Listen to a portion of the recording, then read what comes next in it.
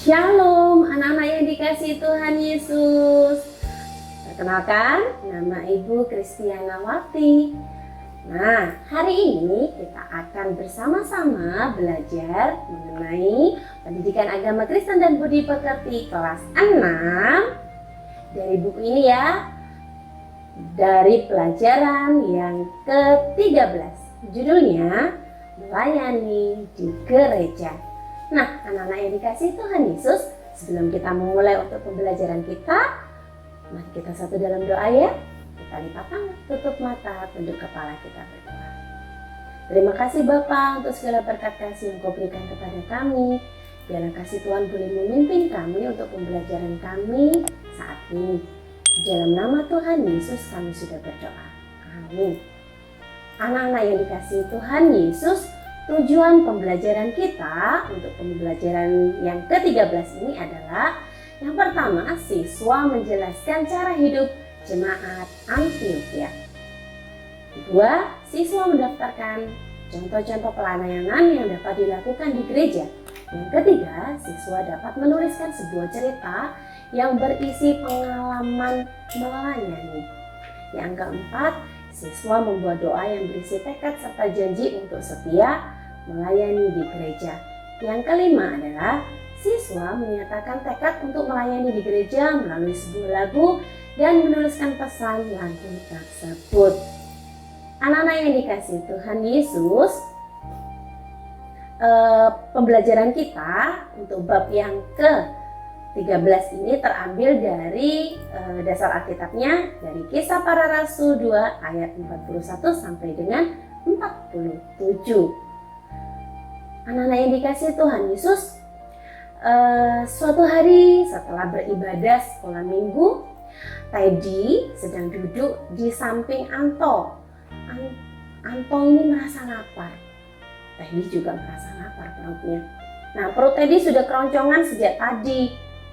Pada waktu itu mereka ini beribadah sekolah minggu di gereja. Kemudian Teddy bertanya kepada Anto, apakah Anto punya kue? Anto termenung mendengar pertanyaan Teddy. Anto sendiri perutnya merasa lapar sebenarnya.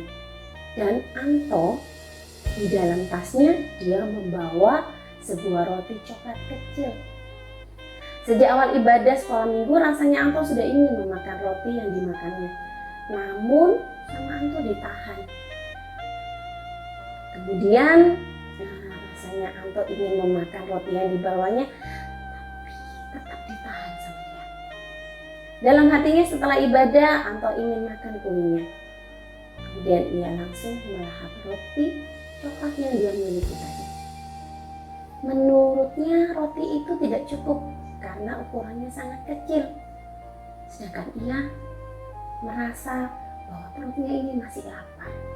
Nah, anak-anak yang dikasihi Tuhan, seandainya kamu adalah Anto, apa yang kamu katakan kepada Teddy ketika Teddy tadi bertanya kepada kamu, kamu bawa kue enggak?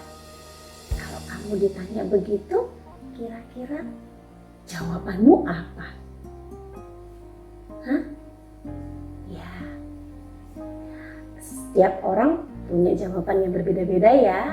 Tapi ketika itu diberikan kepada Bu Kris akan menjawab, iya, aku bawa kueku kecil, nanti kita berbagi ya. Bu Kris akan bilang begitu. Tetapi jawaban Bu Kris kembalikan lagi kepada kalian. Kemudian, apakah kamu akan memberikan kue itu kepada Teddy sementara kamu juga sedang lapar? Dalam situasi seperti itu, apa yang akan kamu lakukan? Kira-kira posisinya itu ada di kalian. Terus apa yang kalian lakukan? Kalau Bu Kris ditanya seperti itu, Bu Kris akan bilang, kita akan sharing, kita akan berbagi meskipun kuenya sedikit. Karena setelah pulang gereja, kita bisa pulang dan makan di rumah. Anak-anak yang dikasihi Tuhan Yesus, di sebuah kota di benua Asia untuk berdiri sebuah gereja yang pertama. Kota itu bernama Antiokhia. Pada saat gereja pertama ini muncul, jemaatnya sangatlah disenangi oleh banyak orang. Mereka disenangi banyak orang karena perilakunya, cara hidup yang ditunjukkan oleh setiap anggota jemaat dalam gereja Antiokhia sesuai dengan ajaran yang benar yang diajarkan oleh rasul-rasul, yaitu saling mengasihi dan selalu bersatu. Jemaat di Antiokhia pada saat itu hidup dengan rukun. Mereka satu dengan yang lain itu mesra, selalu berdamai. Mereka saling memperhatikan satu dengan yang lainnya. Mereka saling berbagi satu dengan yang lain. Mereka pun juga saling rela berkorban untuk teman-temannya. Anak-anak yang dikasihi Tuhan Yesus, jemaat di Antiokhia ini juga mereka suka makan bersama-sama dengan gembira dan tulus hati sambil memuji nama Tuhan. Mereka selalu berkumpul, mereka selalu berdoa. Mereka senang untuk melakukan ibadah, sehingga akhirnya gereja Antiokhia ini pun dikenal sebagai kumpulan orang-orang yang selalu rajin bersekutu dan rajin melayani. Mereka disukai banyak orang. Nah, jemaat di Antiokhia ini sangat rajin melayani karena mereka sadar bahwa mereka telah menerima pelayanan dari Allah lebih dahulu. Allah telah menyelamatkan mereka. Setiap anggota jemaat dalam gereja Antiokhia ini, baik laki-laki maupun perempuan, baik anak-anak, dewasa maupun orang tua, mereka menyadari bahwa mereka telah mendapatkan pelayanan lebih dulu dari Tuhan Yesus sendiri.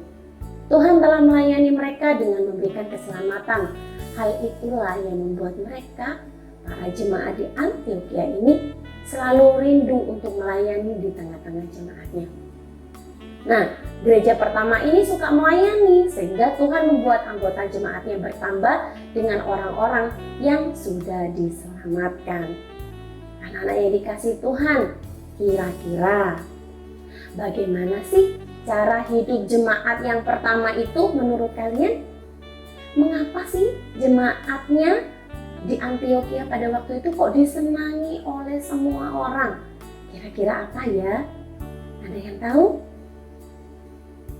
Nah, menurut Ibu, para jemaat ini, jemaat yang pertama ini, kehidupannya adalah mereka saling mengasihi satu dengan yang lain.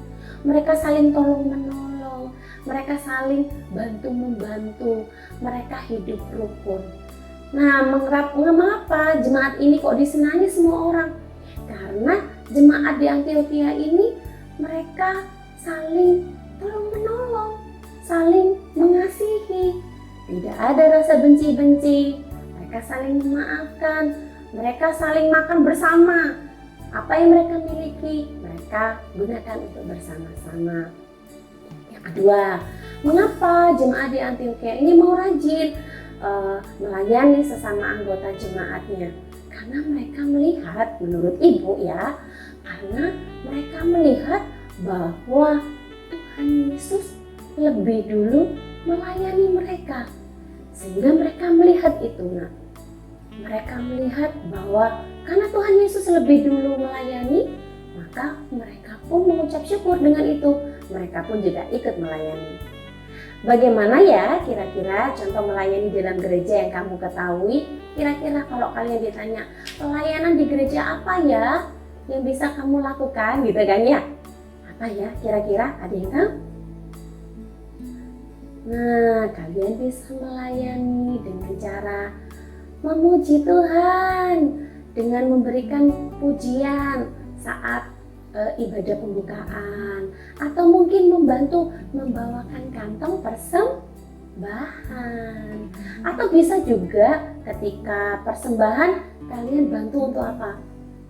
Berdoa, mendoakan, berdoa ya untuk persembahan, supaya persembahan ini bisa dipakai untuk pelayanan kasih. Nah, pelayanan dalam bentuk apa yang sudah kamu lakukan di gerejamu? Kira-kira pelayanan yang sudah kamu lakukan apa, Nak? Iya, yang di ujung sana ada yang jawab, menyanyi, Bu. Iya, ada yang sudah menyanyi untuk memuji nama Tuhan. Ada yang ikut paduan suara ya. Atau ada juga yang suka bantu untuk kakak layan untuk apa? Mengabsen ya. Nah, absen ya, absen temannya. Nah, anak-anak yang dikasih Tuhan Yesus, coba perhatikan dalam kotak berikut ini. Di situ ada pernyataan dan juga ada benar atau salah. Kira-kira kalian bisa jawab nggak ya? Ayo kita sama-sama ya. Yang pertama, jemaat di Antiokhia hidup berkelompok dan tidak bersatu. Kira-kira jawabannya apa? Ya, jawabannya adalah salah. Karena jemaat di Antiokhia mereka hidup saling mengasihi, hidup bersatu. Yang kedua, sekarang perhatikan ya. Jemaat pertama rajin berbagi pada orang lain yang mengalami kesusahan. Kira-kira jawabannya apa? Ayo. Ya, jawabannya adalah benar. Mereka saling membantu, saling menolong ketika mereka mengalami kesusahan. Selanjutnya, perhatikan ya. Nah, jemaat yang pertama tidak mau menjual hartanya untuk dibagikan kepada orang lain. Kira-kira? Ya, jawabannya adalah salah ya. Mereka ini mau berbagi, mau membagikan hartanya untuk orang lain. Mereka saling mengasihi satu dengan yang lain. Mereka nggak pelit. Selanjutnya, jemaat pertama bertekun di dalam bait Allah dan makan bersama dengan gembira dan tulus hati. Apa jawabannya? Benar, mereka biasa bersama, makan bersama, melakukannya dengan tulus hati ya. Selanjutnya adalah jemaat pertama disukai semua orang. Jawabannya apa ya? Ya, jawabannya adalah benar, mereka disayangi, disukai semua orang. Nah, anak-anak yang dikasihi Tuhan Yesus, setiap orang percaya yang telah diselamatkan itu dipanggil untuk melayani di gereja. Anggota jemaat Antiokhia telah memperlihatkan kepada kita bagaimana cara melayani di dalam gereja. Melayani di gereja berarti melayani semua orang yang percaya kepada Tuhan Yesus. Gereja bukanlah hanya diartikan sebuah gedung saja atau tempat atau ruangan atau bangunan, tetapi gereja sendiri adalah apa? Seluruh orang yang percaya kepada Tuhan Yesus. Jadi bukan hanya dilihat melalui gedungnya saja, tetapi orang-orang yang percaya kepada Tuhan Yesus. Setiap pengikut Kristus, baik laki-laki maupun perempuan, anak-anak maupun orang dewasa, haruslah ikut ambil bagian di dalam melayani di gereja. Mengapa sih? Ya, karena Kristus telah melayani kita. Kita harus mengikuti apa yang dilakukan Tuhan Yesus. Kenapa? Tuhan Yesus sudah dulu melayani kita. Sebagai ucapan syukur kita juga melayani. Anak-anak di dalam Tuhan Yesus, di dalam 1 Petrus 4 ayat 10, kita dinasehati. Supaya apa? Supaya kita ini melayani, ya. Oke, anak-anak yang dikasih Tuhan Yesus, bagaimana sih seharusnya cara kita ini melayani di gereja? Kalau di dalam jemaat Antiokhia, melalui Kisah Para Rasul 2 ayat 41-47 memberi contoh kepada kita bagaimana melayani sesama anggota jemaat di gereja. Jemaat Antiokhia itu mereka saling tolong menolong.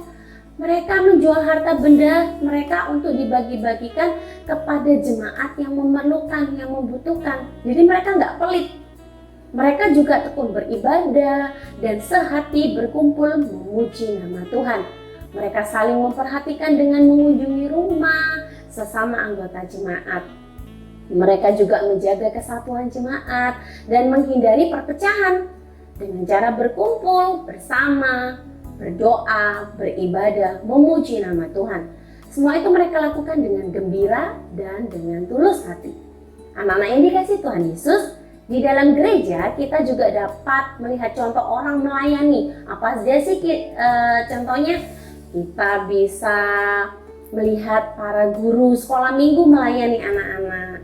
Kita juga bisa melihat di gereja ya, pendeta melayani para jemaat dengan berkhotbah, para penatua, para majelis diaken, mereka melayani dengan cara kunjungan ke beberapa jemaat yang mungkin mereka ada yang sakit atau yang sudah lama tidak ada di gereja, atau mungkin ketika kunjungan ada kesusahan atau kedukaan begitu ya. Anak-anak yang dikasihi Tuhan ada juga melayani dengan cara mempersembahkan talenta yang dimilikinya. Misalnya ini, Rangga melayani dengan cara mengirimi pujian karena dia pintar pianis, pintar main piano. Jadi dia ini mengirimi pujian di gereja. Ada lagi Ria yang melayani dengan menjadi organis pada saat kebaktian keluarga mungkin. Ada juga yang melayani dengan cara bermain biola. Nah, anak-anak yang dikasih Tuhan Yesus, selain mereka punya kemampuan, kalian juga mungkin bisa melayani dengan cara memuji Tuhan, dengan menyanyi bersama dalam paduan suara, atau bisa duet, atau banyak cara. Nah, anak-anak yang dikasih Tuhan Yesus, bentuk pelayanan lainnya yang sering terjadi di gereja adalah ikut terlibat di dalam suatu kepanitiaan dan tidak menolak ketika dipilih sebagai anggota panitia. Anak-anak yang dikasih Tuhan Yesus, di gereja tertentu ada ibu-ibu yang melayani dengan cara membagi-bagikan kue buat para jemaatnya sesudah ibadah di gereja. Ada juga yang melayani dengan membawakan bunga untuk diletakkan di mimbar pada saat kebaktian hari Minggu. Anak-anak yang dikasih Tuhan Yesus, pelayanan di gereja dapat juga dilakukan dalam bentuk kegiatan sosial, misalnya dalam aksi donor darah, aksi gotong royong, membersihkan gereja, maupun ruangan-ruangan yang ada di gereja supaya gerejanya tetap bersih meskipun dalam masa pandemi begini ya.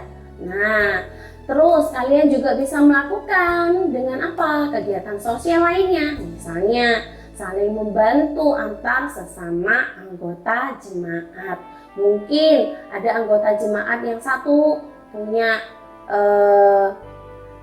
perlu dibantu, jadi kalian bisa membantu. Atau mungkin yang satunya lagi kesusahan, jadi kalian juga bisa membantu dengan apa? Menata kursinya, atau bisa dengan apa? Membantu untuk meruncing ini apa bunga-bunganya. Nah, begitu. Anak-anak yang dikasih Tuhan Yesus sudah mengajarkan kita untuk melayani. Nah, sekarang bagaimana cara kamu melayani di gereja? Ada banyak cara yang dapat kamu lakukan, misalnya dengan bermain musik, ikut memuji Tuhan dengan bergabung dalam paduan suara, ikut memuji Tuhan dengan pujian. Saat ini Natal kan? Nah, kalian bisa bergabung dalam tim acara Natal atau mungkin Paskah. Ya, bisa bergabung untuk apa? Untuk ikut ambil bagian di dalam pelayanan. Anak-anak yang dikasih Tuhan Yesus, kalian juga bisa menyumbangkan untuk membantu teman-teman atau anggota jemaat yang berkesusahan dengan cara menyisihkan uang jajan kalian, menghibur teman yang sedih, bisa juga menjenguk teman yang sakit, atau bisa sharing makanan. Kalau ada teman yang nggak bawa makanan, itu juga merupakan melayani. Kamu juga bisa melayani melalui aktif di sekolah minggu dengan cara apa? Menjadi pemimpin pujian, memimpin doa, serta aktif rajin di sekolah minggu. Bu, ini sekolah minggunya daring. Ya, enggak apa-apa, sekolah minggu daring, tetapi pembelajarannya, ibadahnya tetap berjalan. Kalian bisa ambil bagian di situ. Mungkin bisa membaca mazmur, atau ikut ambil bagian untuk memuji Tuhan. Nah, sumbangan untuk pujian, begitu boleh. Anak-anak yang dikasih Tuhan Yesus, kita semua dipanggil untuk hidup terlibat di dalam pelayanan di gereja. sesuai dengan talenta dan kemampuan kita masing-masing. Kita juga dapat melayani di gereja dengan cara memanfaatkan atau menyumbangkan talenta yang kita miliki. Talenta maupun keahlian, keterampilan yang sudah Tuhan berikan kepada kita ini kita gunakan untuk pelayanan kasih. Nggak disimpan sendiri. Kalau kita share dengan orang lain, akhirnya kan jadi berkat buat sesama. Walaupun usia kita masih muda, usiamu masih muda, namun ada banyak hal yang dapat kamu lakukan untuk melayani Tuhan di dalam gereja. Setiap anak Tuhan telah diberikan talenta dan kemampuan masing-masing yang dapat menyanyi, ikut dalam paduan suara. Yang pintar acting mungkin bisa gabung juga di dalam wadah di gereja dengan grup drama gitu ya. Ada juga yang pintar gambar, bisa menyalurkan kemampuannya dengan menggambar Tuhan Yesus yang luar biasa. Terus kemudian diberikan ke sekolah minggu, mungkin bisa dipasang nanti di dinding gereja gitu ya, di dinding kelas pelayanan anak gitu ya. Nah, anak-anak yang dikasih Tuhan Yesus, akhirnya kita harus ingat bahwa melayani di gereja harus dilakukan dengan kerelaan, tanpa paksaan. Oke? Seperti hanya dengan jemaat yang di Antiokhia, kita pun juga harus melayani dengan gembira, dengan senang hati, tanpa hitung-hitung untung ruginya. Oke, anak-anak yang hebat, bukan untuk menonjolkan diri lo ya di dalam pelayanan. Ya, aku melayani supaya aku biar dikenal. No, bukan ya, bukan seperti itu. Tetapi ketika kalian melayani, itu karena nama Tuhan Yesus. Anak-anak yang hebat, anak-anak yang luar biasa, dia telah terus melayani Tuhan. Melayanilah dengan sukacita seperti jemaat yang ada di Antiokhia. Dengan demikian semakin banyak orang yang akan menyenangi kita, menyayangi kita, menyayangi gereja, sehingga nama Tuhan Yesus yang ditinggikan. Anak-anak yang dikasih Tuhan, coba perhatikan gambar yang di samping ini. Oke, mereka melakukan pelayanan dengan memuji Tuhan ya, bersama dalam grup choir paduan suara. Oke, anak-anak yang dikasih Tuhan, kira-kira hal apa saja sih yang dapat dilakukan untuk melayani di gereja? Kalau kamu ditanya begitu, bagaimana? Nah, ada yang jawab macam-macam ya. Oke, hal apa saja yang dapat dilakukan melayani di gereja? Mungkin bisa dilakukan dengan cara memuji nama Tuhan, Bu, gabung dalam grup paduan suara. Atau bisa juga dengan membantu kakak layan, Bu, membawakan kantong persembahan gitu ya. Atau bisa juga dengan berdoa.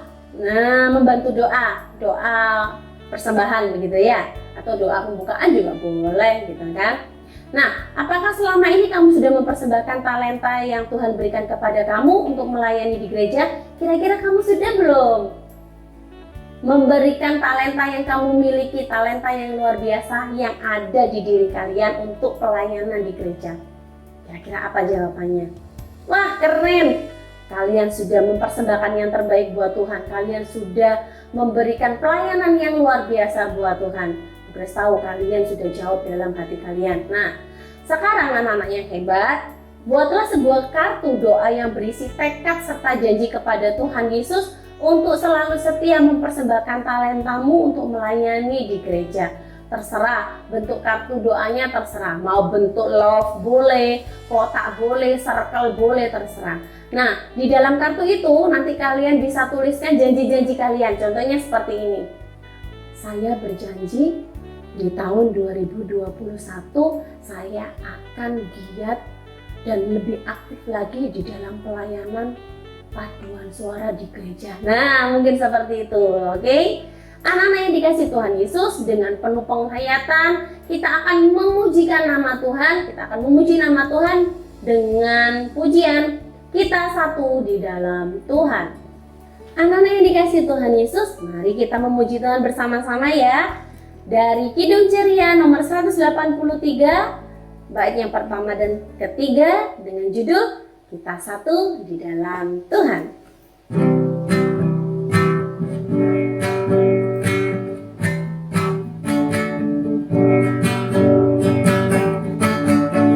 Kita satu di dalam Tuhan, satu gereja yang besar. Marilah bertolong-tolongan kau dan aku semuanya. Marilah bertolong-tolongan kau dan aku semuanya. Tuhan selalu memelihara seluruh alam semesta. Kita pun disuruhnya juga menyatakan kasih-Nya. Kita pun disuruhnya juga menyatakan kasih-Nya.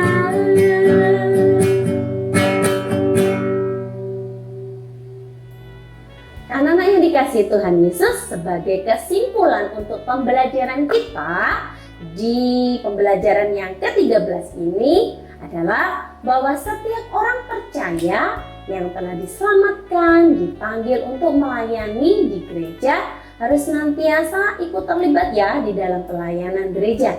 Semua orang harus melayani tanpa kecuali, baik anak kecil, laki-laki atau perempuan, orang besar, orang tua, semua melayani Tuhan. Anak-anak yang dikasihi Tuhan, melayani di gereja berarti melayani semua orang yang percaya kepada Kristus, di mana melayani di gereja dapat dilakukan dengan berbagai cara, yaitu mempersembahkan talenta kita kepada Tuhan. Mungkin bisa memuji Tuhan di dalam ibadah sekolah minggu, atau ikut ambil bagian di dalam pelayanan paduan suara, atau banyak hal kalian bisa lakukan, membantu kakak layan untuk membawakan kantong persembahan, atau juga membantu kakak layan untuk berdoa ya, doa persembahan. Anak-anak yang dikasihi Tuhan Yesus, saling memperhatikan dan menjaga kesatuan dalam jemaat gereja itu penting ya. Nah, anak-anak yang dikasihi Tuhan, yang paling positif, yang paling penting lagi di dalam melayani adalah melayani di gereja haruslah dilakukan dengan sukacita dan tulus hati. Kiranya Tuhan Yesus senantiasa memberkati kita semua melalui pelayanan kita di gereja dan janji yang sudah kalian tuliskan tadi. Tuhan Yesus memberkati. Kita akan satu di dalam doa. Mari kita berdoa. Tuhan Yesus, terima kasih untuk segala berkat kasih yang Kau berikan kepada kami. Biarlah Tuhan senantiasa tuntun kami untuk kami boleh senantiasa memiliki hati, untuk kami boleh memiliki semangat, untuk kami boleh melayani Tuhan di dalam gereja.